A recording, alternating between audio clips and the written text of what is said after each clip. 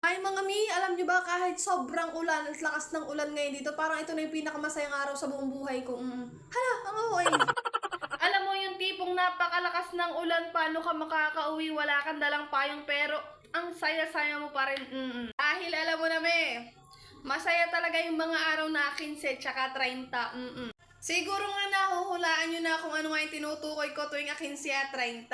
Pero kung ikay walang trabaho at ikay tambay, hindi mo to maiintindihan kung para saan tong video na to.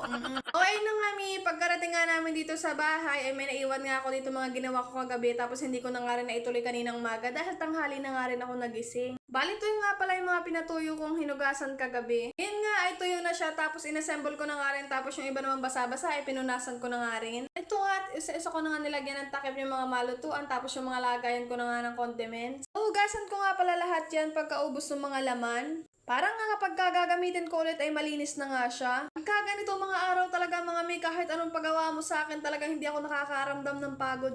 Dahil alam mo yun mi, kung ano-ano lumilipad sa utak ko, pero isa lang ay tsura niya, pera. Ay sino ba naman hindi magiging excited at magiging masaya sa araw ng sahuran mga mi? Kung ikaw nga mi yung hindi masaya kapag ka nagkakapera o kaya naman araw ng sahuran mi, baka hindi kita katulad, mukhang pera. At isa pa nga mi, kapag ka talaga may pera ka, para kang lumalakas, kaya mong buhatin lahat kahit walang tulong ng iyong asawa.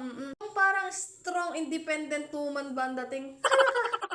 Strong lang pala mi, walang independent, at baka marinig ako ng asawa ko, makrompal pa ako. At ito na nga mi, kung yung mga gamit ko sa kusina ay nakakapagreklamo talaga na, batukan na ako nito, hilong-hilo na sila sa kalilipat ko ng pwesto. Ito nga, pagkatapos ko nga magligpit mga mi, yung naiwan kong ligpitin, ay tumingin naman ako sa rep kung anong pwede naming ulamin. As usual, itlog pa rin yung nandito. At ito na nga mi, the moment of truth. Hala ka mo ay. Kakaiba talaga mi, spark ng mga ngiti ko kapag kagantong papel na talaga yung nahahawakan ko, tapos may nakasulat na number dyan.